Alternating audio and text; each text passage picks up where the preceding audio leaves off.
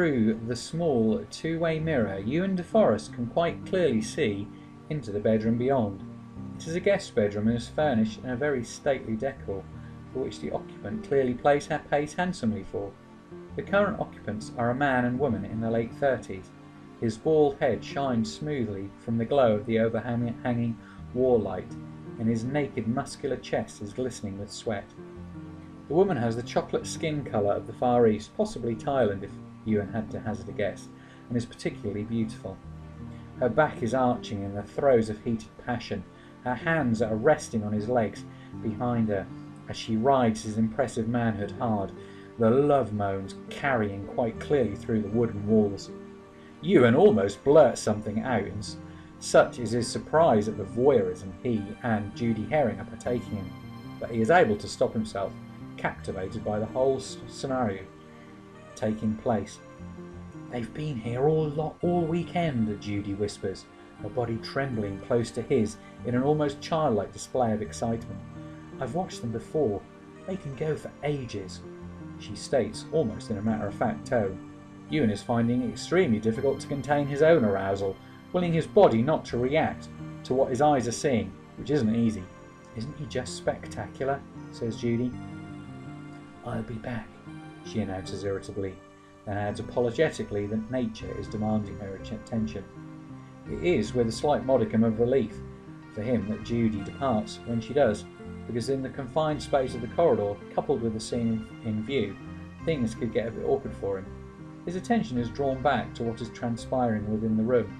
The love moans have reached a crescendo during Judy and Ewan's kiss, and the woman is now slipping off the bed and entering the bathroom. Her partner is switching on his iPod, selecting some music. The shower runs.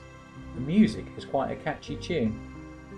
Ewan hears the knock on the bedroom door and watches the man as he reluctantly gets off the bed, irritation clearly visible in his posture and face. He opens the door. A short, rotund man with skin that is pale, almost whitewashed, stands in the corridor with the worried look of a person who has the entire weight of the world on his shoulders. "What's up, Chief?"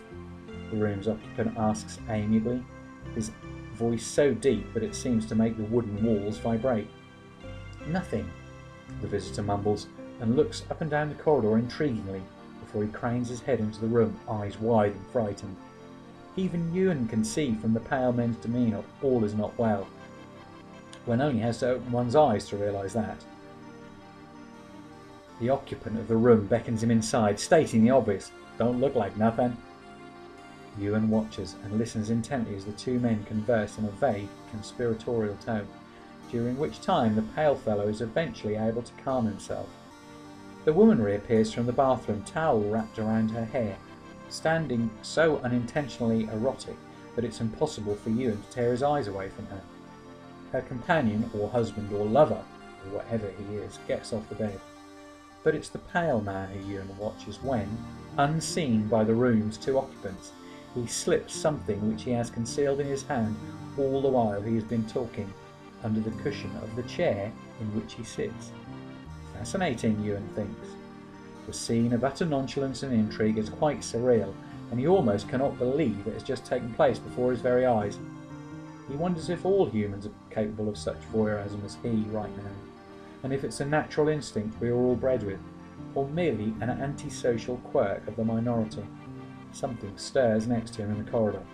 Ewan's heart leaps into his throat as Judy is suddenly beside him once more, taking hold of his hand. He stares wide-eyed as she startles him, and Judy stifles a snigger, putting her other hand over her mouth. "Sorry," she whispers. "Come on, let's go outside." Judy closes the shutter to the world of the bedroom intrigue on the opposite side of the wall and leads him by the hand, smiling mischievously.